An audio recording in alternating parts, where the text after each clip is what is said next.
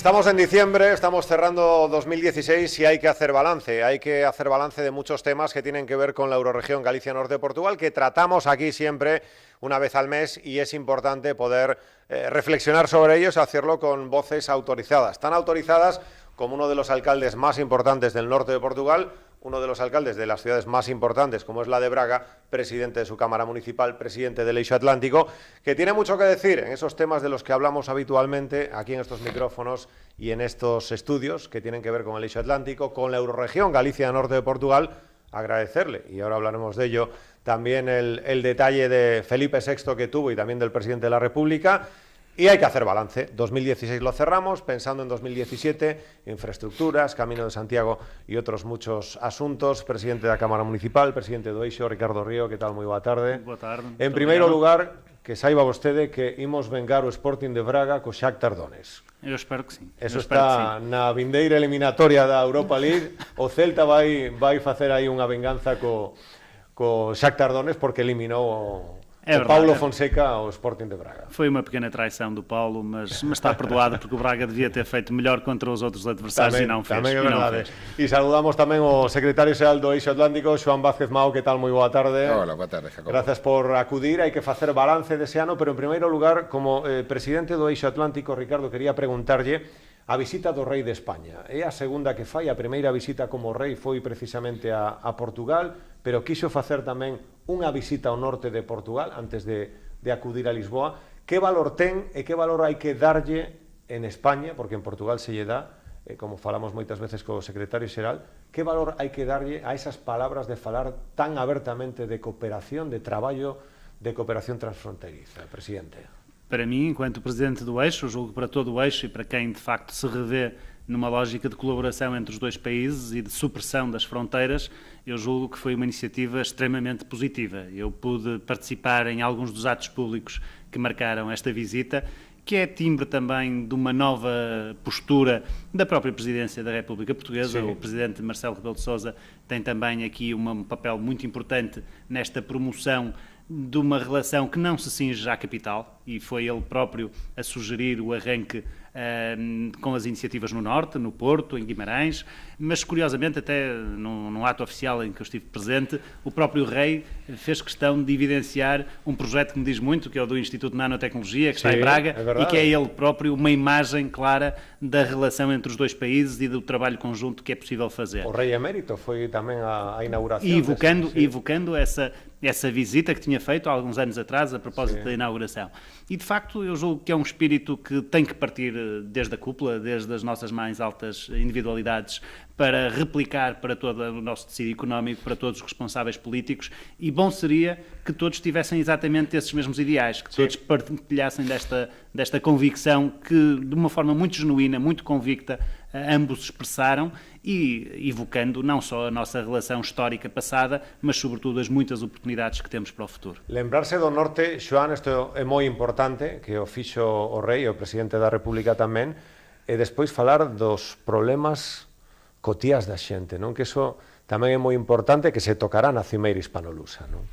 A ver, o feito de que o rei falara do tema, como ben dixo Ricardo, non só nos enche de orgullo, sino que máis o fai de forma moi especial, porque quere decir que cando estivo con nós en Coruña, compartindo coa raíña e co presidente da República, con Cavaco Silva naquel momento, quere decir que non veu solo a facer un discurso prescrito e unhas fotos, sino que tomou moi boa nota do que estaba a ver.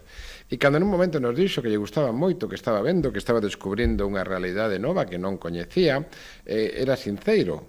E, de feito, isto é a traducción daquelo. Por lo tanto, quere decir que veu, que aprendeu, que tomou moi boa nota, porque tamén cando se convidou se pretendía un pouco que no seu primeiro ano de mandato coñecera que a realidade do país non é a realidade de Madrid, como a realidade de Portugal non é a realidade de Lisboa.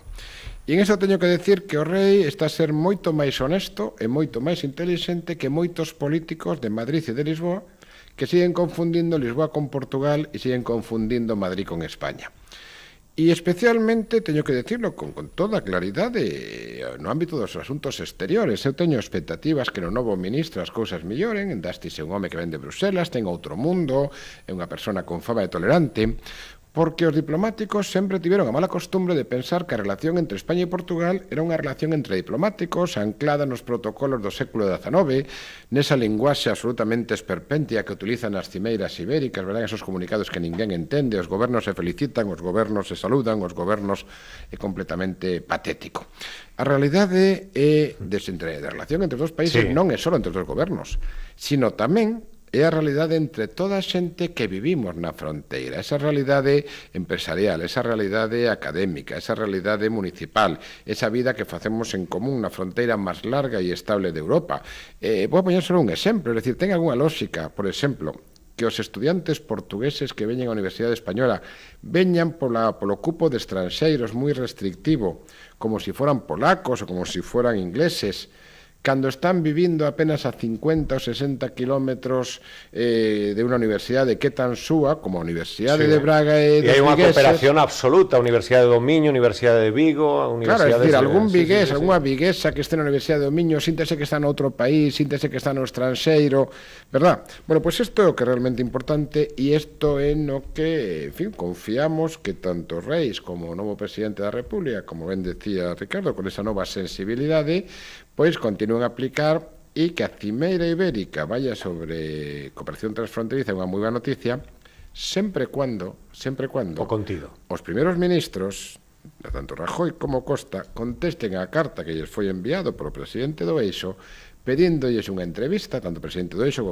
como o presidente da Rede Ibérica, porque teñen que entender que non se pode facer cooperación transfronteriza sin falar coa xente que vive na fronteira, sin falar cos representantes dos cidadáns, cos representantes dos empresarios, cos representantes das universidades, que son os que vivimos os problemas que teñen que ser soltos, porque senón sería un fraude. E que aí vostede, señor Río, ten moitísimo que decir, vostede, José María Costa, moitos políticos que coñecen, a realidade transfronteiriza e dous tamén esa cooperación, falamos antes das universidades, vostede promoveu tamén esa cooperación das universidades, moitísima cooperación que existe, empresarial, etc., e hai que profundizar nese aspecto, e a cimeira vai das persoas, dos problemas do día a día, pero teñen que escoitar as voces autorizadas, non, Ricardo? Não, subscrevo totalmente esta visão que o João deixou há pouco, de que nós não podemos ficar apenas pelo discurso.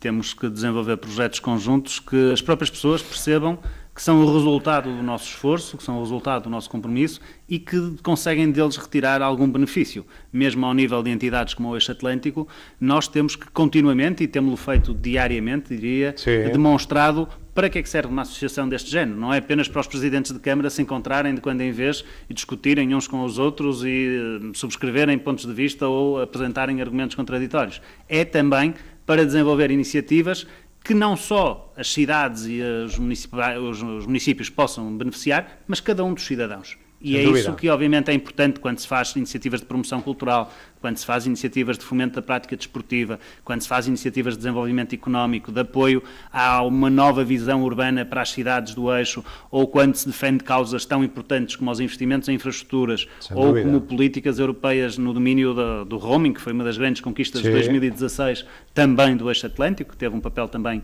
muito importante nessa matéria. Isso estamos sempre focados naquilo que são os desafios do dia-a-dia das pessoas. E eu acho que, nesse sentido, esta visita dos reis de Espanha a Portugal teve muito esse cunho. Houve uma lógica que hoje também está muito em voga e que em Portugal, obviamente, sobressai por força da própria personalidade do Presidente da República, que é a lógica dos afetos. Eu acho que já tínhamos visto isso também na Corunha, quando o Presidente da República Portuguesa visitou, precisamente por altura da Assembleia Geral do Eixo, o país, portanto a Espanha, que tinha havido uma recepção muito positiva por parte dos espanhóis e dos galegos em particular ao Presidente da República Portuguesa, e também agora nesta visita dos reis de Espanha houve um grande carinho de todos os portugueses para com notou-se em Porto, em Guimarães, em Lisboa, sem dúvida. E, portanto, eu acho que isso ajuda a fortalecer as relações, mas falta o resto. Elas só se podem cimentar se depois houver projetos comuns e se esses projetos comuns ouvirem e envolverem os protagonistas do território. E agarda vostede que os gobernos de Portugal e de España entendan esa realidade e tamén sexan receptivos coas propostas barra negociacións, conversas que teñan que ter con vostedes? O novo governo de Espanha está praticamente a acabar de tomar posse e, portanto, vamos esperar para ver também qual vai ser o seu comportamento nesta matéria. Em relação a Portugal, eu julgo que há ainda um grande caminho a percorrer. As entidades de cooperação transfronteiriça, os próprios municípios, têm que ser cada vez mais envolvidos, como têm que ser as associações empresariais, como têm que ser as universidades, e estas estruturas de cooperação que estão instituídas, que tenham um funcionamento positivo, têm que fazer parte de tudo que são opções para intervir diretamente nos territórios. Ninguém melhor do que nós, e isto não é nenhum tipo de vaidade, é uma constatação óbvia, ninguém melhor do que nós conhece os verdadeiros problemas, percebe onde é que estão os estrangulamentos ao nosso desenvolvimento e ouvir-nos e envolver-nos é ajudá-los a fazerem melhor. Sen dúbida. Falaba Ricardo Río do roaming. Hai que facer un máster na Universidade do Miño e outro na Universidade de Vigo e noutras tamén, para entender un pouco como van a encaixar o tema do roaming, non? Xoan, non sei como vai quedar a cousa mañá. Eso é moi fácil. De todas formas, se me permites, eu quería facer antes de unha cosa. Fíjate, isto ten ese sentido que decía Ricardo, non? Porque eu podía facer unha broma dicindo, claro, que o presidente da República Portuguesa aquí ten tanto cariño porque é o único presidente da República que fala galego. Entonces, pero bueno, bromas aparte, sí é verdade, por exemplo, fíxate, empezamos con este programa, levamos con el xa, me parece que 2 anos, e os programas non funcionan se non teñen audiencia, se a xente non está motivada.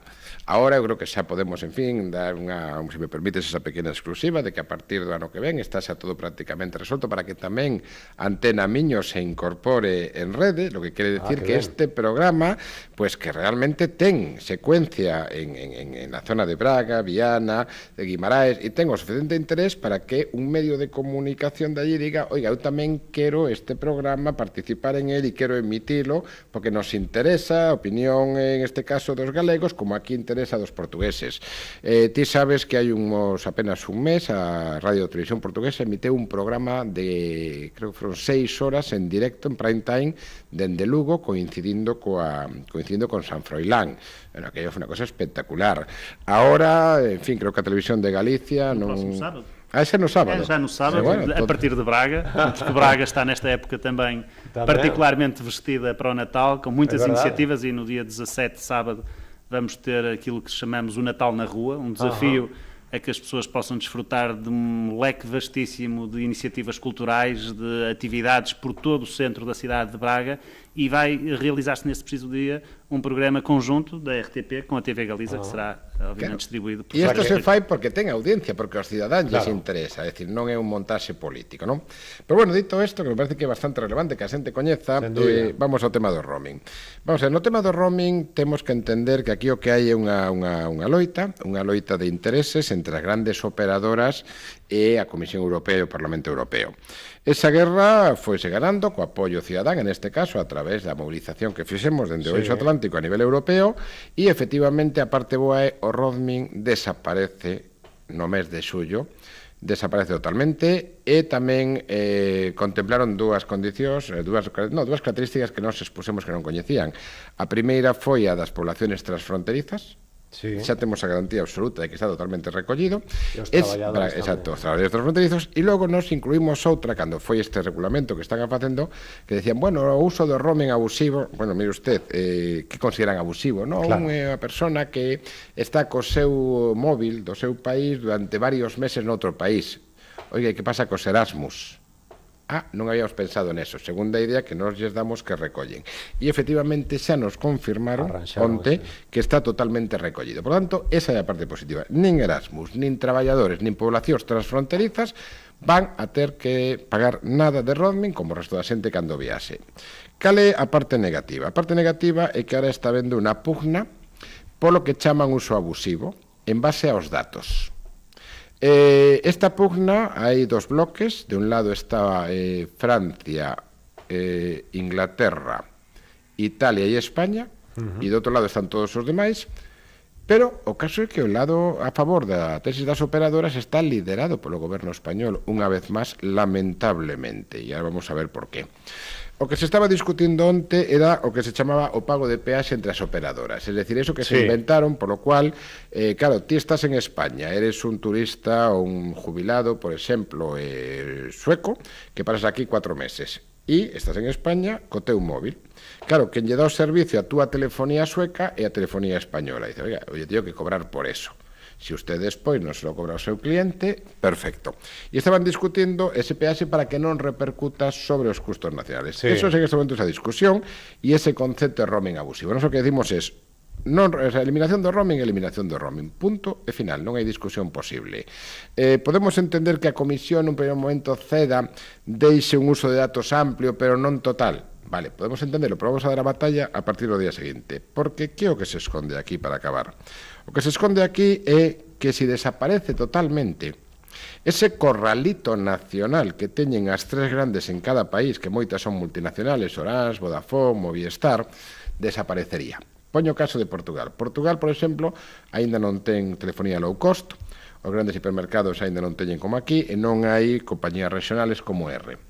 Claro, mañán, por exemplo, Valencia, Ricardo... Domiño, Goián, Tomiño, pero incluso etcétera. Ricardo dende Braga por internet, sí, faise cliente de R.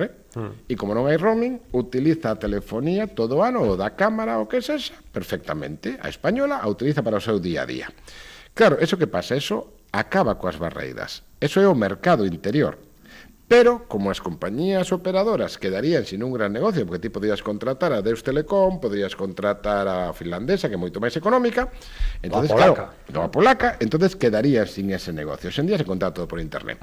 Entonces, o que se esconde detrás non é un problema propiamente co roaming, sino un mecanismo para manter ese corralito contra os principios.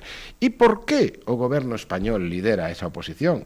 Hombre, vamos a ver, eu creo que as cosas están escritas, o sea, decir isto non é ser un radical, nin de esquerdas, nin...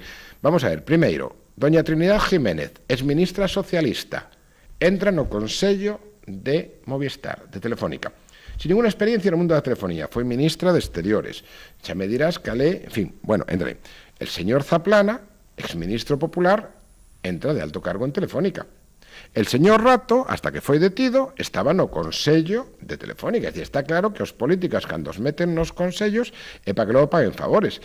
Pero claro, logo hai un tema que tamén hai que decirlo, porque ten nomes e apelidos. Hai un libro que se acaba de editar, que se chama El malvado IBEX, de un responsable de Economía, donde se fala da importancia que tivo ese lobby que creou Zapatero, curiosamente, que se chamou o Consello Empresarial da Competitividade, a importancia que tivo, por exemplo, na caída de Pedro Sánchez, a importancia que tivo, por exemplo, en que Rajoy conservara o goberno, a importancia que tivo nas últimas decisións que afectaron a este país. Quen preside ese lobby? Está escrito. Señor César Alierta, presidente de Telefónica. Hombre, as cousas logo teñen unha extraña relación causa-efecto, e por eso o goberno español está posicionándose contra os intereses dos cidadáns. Pero que sí importante, Ricardo, que se recolleron esas propostas do Eixo Atlántico para que non afectara directamente os traballadores con mobilidade transfronteiriza ou os propios habitantes das áreas transfronteirizas, non? E os universitarios. Essa era a nossa preocupação fundamental. Sim. Obviamente que tudo o que pudermos aportar para ajudar à competitividade, à transparência do mercado, à promoção da livre concorrência no contexto europeu, são valores nos quais o Eixo Atlântico se revê continuamente e que naturalmente nos empenharemos sempre. Mas obviamente que a nossa principal preocupação tinha mais uma vez a ver com aquilo que é o âmbito direto da nossa intervenção, ou seja, as relações transfronteiriças. Não fazia sentido nenhum que cidadãos que residiam de um e do outro lado da fronteira estivessem sistematicamente a ser confrontados com agravamentos de custos, porque a própria rede não era estanque na divisão territorial, e ora estávamos em Valença a apanhar uma rede espanhola, ora estávamos em Vigo a apanhar, ou em Tui a apanhar uma rede portuguesa. E, portanto, naturalmente que essa questão é fundamental, tal como são a promoção da mobilidade entre os países, dos trabalhadores, dos estudantes, dos turistas, e essas questões, naturalmente, que ficaram aparentemente salvaguardadas. O Camiño de Santiago, que noticias ten vostede, presidente, do que se move en Lisboa? Hai movementos por parte do Ministerio de Cultura para profundizar, para potenciar, para promover o Camiño de Santiago, para seguir avanzando neses proxectos? Eu julgo que o ano 2016 é um ano extraordinário também para o Caminho Português de Santiago por vários motivos. porque do ponto de vista estatístico, e os dados são da oficina do Jacobeu, tem obviamente crescido exponencialmente o número de utilizadores de todos os pontos do mundo, e portanto vemos hoje pessoas de todos os continentes a utilizarem cada vez mais o caminho português de Santiago, embora que estejamos ainda a uma distância muito considerável do caminho francês, mas também este é um caminho que tem que ser feito. Pero sem facer moito ruido, se está no 20% sen promoción, por exemplo, aquí na Galiza, e de partida, terceiro posto sempre Porto, Valença, Domiño ou Tui tamén están aí no top 10, sempre hai cidades portuguesas, cidades galegas. É verdade. E a juntar a tudo isso, há dois outros aspectos que são muito importantes. Um é o esforço que já se começa a sentir no terreno de investimento na qualificação do caminho. Em albergues, em sinalização, em pequenas estruturas, na melhorar das vias, em mais informação também para os peregrinos e para todos os viajantes, e isso é esforço de várias entidades, das próprias câmaras municipais, de associações promotoras do caminho, de entidades de turismo, das comissões de coordenação, da própria articulação que vai sendo feita entre outras organizações administrativas a nível nacional, e isso é um pequeno esforço ainda, mas que também já vai produzindo resultados. E, finalmente, na componente mais institucional e mais promoção a nível internacional, nós, como sabemos, queremos o caminho português de Santiago inscrito como património da humanidade. Temos-lo defendido, preparamos, através do Rui Lousa, um primeiro estudo preliminar nesse mesmo sentido. Vendemos essa ideia, entre aspas, ao Presidente da Junta da Galiza logo no início do meu mandato, também com o então responsável da Comissão de Coordenação, com o Governo português, já reunimos com os dois Ministros da Cultura deste Governo, quer com o João Soares, quer com o atual Embaixador, e ao próprio Primeiro-Ministro também temos dito insistentemente que haveria todo o interesse. E há essa disponibilidade, e pelo menos é isso que temos sentido da parte do Governo português, em apoiar este projeto, em se articular com as entidades do lado da fronteira espanhola também para promover um grupo de trabalho transfronteiriço nesse mesmo sentido. E tivemos uma outra notícia ainda neste âmbito, que foi muito positiva, que foi o facto de duas associações de peregrinos terem conseguido fazer a inscrição do Caminho de Santiago, que é o passo preliminar para a classificação, conseguirem fazer essa inscrição no património da Unesco. Haberá avances no 2017 neste asunto, Xoán, Camiño de Santiago, equipo de traballo que, como ben apuntaba Ricardo Río, falouse del para poder constituir aí un ente entre Xunta de Galicia, Goberno de Lisboa, Eixo Atlántico, Eurorexión, para poder traballar? Bueno, eu espero que sí, a lógica dos acontecementos, a presión das cidades nosas, que son as que están traballando o Camiño de Santiago, é dicir, o que aquí fai o Xacobeo, en Portugal o fan as cidades nosas cos seus propios orzamentos, sin ningún tipo de apoio, non? Eu creo que aquí hai dúas claves. A primeira clave é que este tamén é un tema para levar a unha cimeira ibérica, que tería que haber un acordo conxunto tanto a nivel español como a nivel portugués para facer incluso unha candidatura transfronteriza que daría moitísimo máis valor ao Camiño de Santiago, liderado en de Portugal e o Camiño portugués, pero unha vez que tamén entra en España, daría moitísima máis forza, todo o mundo coincide neso. Pero máis importante sería que despois de quasi 8 anos perdidos, prácticamente, dos cuales 4 nin siquiera se reuneu, que alguén tivera o sentidiño, o bon senso de convocar novamente a comunidade de traballo e que volvera a ter unha reunión como, hai que decirlo claramente, as que tiña na época de Fraga. En fin, eu non son sospeitoso de ser fraguista, pero sempre dixen que o último que tuvo un concepto de dignidade e respeto da cooperación foi Fraga, donde a comunidade de traballo se reunía e debatíamos, discutíamos, cosa que desapareceu. A comunidade de traballo ten que tocar este tema, nós xa falamos cos novos responsables da rexión norte, porque só a partir de un acordo entre a Xunta de Galicia, o Xacobeo, e as autoridades do país representadas polo norte de Portugal, que non é un goberno electo, é unha especie de delegación do goberno, pódese artellar isto. Porque, claro, o problema é, se o goberno portugués non se mete, van a ter que seguir sendo as cámaras as que os concellos os que se coordinen, os que paguen os temas, non ten ninguna lógica, e que isto fai o Xacobeo. E logo é moi importante, por exemplo, coordinar a señalética, senón en cada cidade portuguesa podemos ter unha señalética distinta. Por certo, quero aproveitar a ver se a través de Localia Vigo e de Radio Vigo se enteran, porque eu xa fixen a xestión por teléfono, e a ver se as autoridades españolas de unha puñetera vez cambian o cartel que hai na entrada de Tui, que sempre nos avisaron a xente da Comisaría Consunta.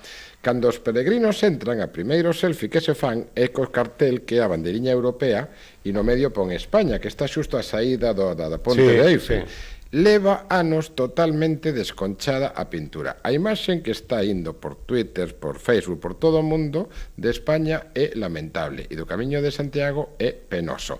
Bueno, eu xa falei co delegado do goberno a ver se alguén se anima a cambiar un cartel que non vale máis ali de 300 euros, pero que demostra hasta a apatía das autoridades tanto galegas como españolas na parte galega do Camiño de Santiago portugués. Infraestructuras, presidente. Houbo avances no tren de alta velocidade, un cronograma presentado por o ministro de Planeamento de Infraestructuras portugués, por Pedro Márquez. Hai un compromiso, houbo publicacións, licitacións. Se está a cumplir ese cronograma, ese calendario presentado a vostede por parte do goberno portugués nesa cimeira de Viana do Castelo? Sim, em primeiro lugar, houve essa presença e esse compromisso que foi assumido pelo ministro Pedro Marques na nossa Assembleia Geral, que foi feita na Vila da Feira, e nessa altura o ministro, que estava praticamente a iniciar funções, disse que queria recuperar o tempo que tinha sido perdido ao longo dos últimos anos nesta matéria. Para nossa boa surpresa, os avisos foram de facto lançados e passou-se da palavra à ação em relação às obras de intervenção na linha do Minho.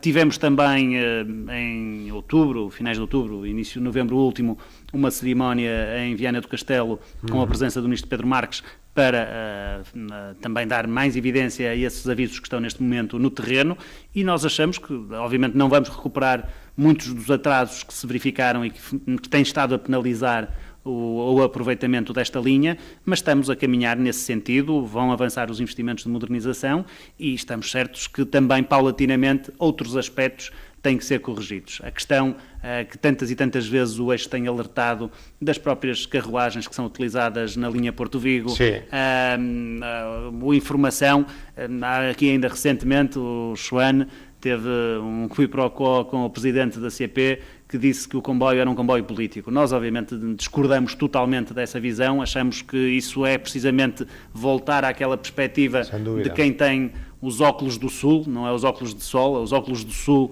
apenas colocados sobre os olhos, e nesse mesmo sentido nós continuamos a insistir que este é uma mais-valia, ou que esta é uma mais-valia para o território, que há cada vez mais utilizadores a beneficiarem da linha que já hoje está em funcionamento e que, à medida que a linha for tendo mais condições de conforto, mais alta oferta, maior frequência, maior velocidade, obviamente que vai agrupar cada vez mais clientes e vai servir cada vez melhor esta região. E preocupa que, por exemplo, falábamos antes fora de micrófono durante a publicidade, nesa cimeira, nesa cumbre, nesa reunión, ministro de Fomento novo do Goberno de España, Íñigo de la Serna, presidente da Xunta de Galicia, Alberto Núñez Feijóo, non se falara da modernización Vigo-Porto? É óbvio que nos preocupa, porque nós temos, durante estes últimos anos, focado as atenções no lado português, porque era manifesto, e isso também é incontornável, que havia mais atrasos e menos aparente vontade política na concretização dos melhoramentos. Obviamente que a linha Porto Vigo carece também de intervenções no lado espanhol. E se até aqui os responsáveis do governo espanhol e da própria Junta podiam invocar os atrasos portugueses para não fazerem o seu trabalho, naturalmente que neste momento não há desculpas. E isso obriga também a que do lado espanhol haja um compromisso, haja uma intervenção, e há alguns estrangulamentos, o caso da saída de Vigo é evidente, que têm que ser corrigidos, até por razões de segurança, que infelizmente estiveram bem presentes durante este ano de 2016. Sí, porque despois da desgracia de O Porriño falouse, incluso o ministro Catalá, o anterior ministro de Fomento, falou dese asunto, pero o outro día non estivo en riba da mesa ou non falaron despois dese asunto Vigo-Porto modernización, non? Sempre se ten a cantinela, Xoán, de que faga os deberes Portugal e despois xa nos facemos os nosos deberes, non? Efectivamente, vamos a ver, falar, se fala sempre moito. O que pasa é que o problema, como ben decía Ricardo, é cando concretizase o tema. Estamos falando de un trazado de 30 kilómetros. Sí. Estamos falando de un trazado que xa estaba comprometido e aprobado, non que hai que aprobar de novo, e que foi alterado porque un ministro, en este caso do goberno de Zapatero, decideu levantar as tuneladoras no centro de Vigo e non continuar, porque a obra xa estaba totalmente prevista. Hai estudios de impacto ambiental, incluso hasta hai os estudios para facer unha nova ponte no Miño, que nos entendemos que en estos momentos, en fin, no económicamente non sería factible, pero sí para o resto. Estamos falando dunha obra que por primeira vez tivo o consenso unánime do Parlamento de Galicia hai unhos días. Hai unha semana, sí. É dicir, todos os representantes dos galegos e das galegas votaron a importancia desa obra unánimemente. Ben, bueno, o señor presidente da Xunta, con todos os respetos que lle acaban de conceder unha distinción portuguesa, en fin, por a súa actitud hacia Portugal, home, que nin siquiera fale con ministro, por lo menos non teñamos constancia da saída que comunica xa non Vigo con Porto, sino en Coruña con Lisboa, home, como mínimo nos parece un erro que desde logo pues, tentaremos corregir falando co ministro. E logo hai unha cosa que é moi importante. Que podería ter encaixe, como ben apuntaba precisamente o responsable de transportes da Unión Europea, co plan Juncker, o sea, que non teria que ver o ministro de Fomento cos cartos en riba da mesa, non? Estamos falando de 450 millóns de euros, outro día estivo nestes mesmos micrófonos o eurodiputado, por certo tamén de Braga, José Manuel Fernández, explicando como se podía perfectamente subvencionar, financiar a 20 anos, quasi sin intereses, con lo cual estaríamos falando de un desenvolvemento, un desembolso, investimento do goberno español de apenas 20 millóns de euros ao ano para unha liña internacional. Cando xa aceptamos ralentizar o tema do AVE, es decir, hemos aceptado todo. O único que pasa é que sempre nos piden cousas, pero logo non dan nada. Eu quero acabar con unha frase. Vamos a ver, non parece de recibo que teñamos problemas nun investimento de 450 millóns de euros cando ese ministerio acaba de anunciar que va a facer un rescate vergoñento dunhas autoestradas privadas que non daban lucro, que non daban beneficio, por importe de 5.000 millóns de euros en Madrid. Non parece de recibo que despois deste anuncio se poda recusar invertir 450 millóns en facer a conexión entre Vigo e Porto, entre Coruña e Lisboa. Pero tamén hai unha cosa que quero decir en defensa do ministro, a quen coñezo personalmente, porque sento un tremendo afecto e considero unha persona moi, moi valiosa. Vou deixar caer solamente unha frase de Churchill e cada unha entenda como queira. Xa sabes que hai enemigos mortales e compañeiros de partido. E cada un que entenda como queira, porque o mellor Íñigo se está encontrando con zancadillas que ten que lidiar con elas e o mellor non son exactamente del. Quero pensar que foi que sí defendeu, que é moi importante, señor Ríos, sobre todo tendo en conta esa visión de Eurorrexión que temos aquí, por exemplo, a defensa que fixo o ministro Íñigo de la Serna da parada en Otero de Sanabria, que daría servicio a Braganza, a Trás-os-Montes, Alto Douro, e que frivolizouse na prensa de Madrid, unha parada para un apeadeiro para 40 persoas e tal. Non, é un servizo, como ben apuntou o ministro, para máis de 300.000 persoas. Eso é importante, non? A defensa que fixo, porque falábase como se, non, é o AVE a Madrid do norte de Portugal, de moitísima xente desa rexión. Este tipo de opções não podem ser feitas apenas com lógicas de retorno económico. É preciso perceber que muitos dos investimentos que cabem a um governo nacional têm que ser desenvolvidos com base numa lógica de salvaguarda da integridade do próprio território. Sem dúvida. Aquilo que se vê no interior de Portugal e também numa zona mais interior de Espanha é uma tendência clara para se promover a desertificação, para restringir as oportunidades de competitividade desses territórios. E se não houver por parte dos governos a garantia de condições mínimas de acesso, de enquadrar esse mundo no mundo global e, obviamente, de permitir que essas populações tenham também a mobilidade, o acesso em termos económicos a todo o país e, obviamente, à Europa, isso é condená-las ao encerramento, à liquidação. E, naturalmente, que esse projeto de Sanabria é um projeto muito importante, não apenas para a Espanha, mas também para o Norte e para os Trás-os-Montes, para Portugal. Nós temos defendido ao longo dos últimos anos essa ligação também por via rodoviária, essa paragem, porque isso iria dar toda uma fluidez para uma população muito abrangente do norte e interior de Portugal e, obviamente, que para isso é necessário, em primeiro lugar, a paragem do comboio e depois, obviamente, as ligações acopladas que serão realizadas pelos governos nacionais. Joan Vázquez Mao, secretario xeral do Eixo Atlántico, Ricardo Río, presidente do Eixo Atlántico, presidente da Cámara Municipal. Ten que vir vostede para falar do Premio Gordo, que ten a súa cidade. o Rally de Portugal, que ten os tramos urbanos, o premio gordo que caeu en Braga este ano nunha das probas que volve tolos a medio Galicia, a medio Castilla e León, e que ten vostede eses tramos urbanos. Esses prémios gordos não basta comprar o bilhete, às vezes dão muito trabalho. E neste caso concreto, no próximo dia 19 de maio, julgo eu, se não estou confundido na data, vamos ter a grande prova do Rally de Portugal, a Street Stage, que migra do Porto para Braga no ano 2017. Sim. E que nós fizemos questão que fosse no coração da cidade de Braga, para que aqueles que lá vão assistir ao vivo a prova e aqueles que vão segui-la através de televisão para todo o mundo possam ver o coração da cidade a vibrar e aquilo que hoje Braga tem. Motivo máis para ir a Braga. Ten que vir vostede para falar desa cita, a un programa do Eixo Atlántico. Ricardo Río, moitísimas grazas, obrigado por vir. Facemos un alto e regresamos na radio para despedimos os televidentes de Localia. Moitísimas grazas.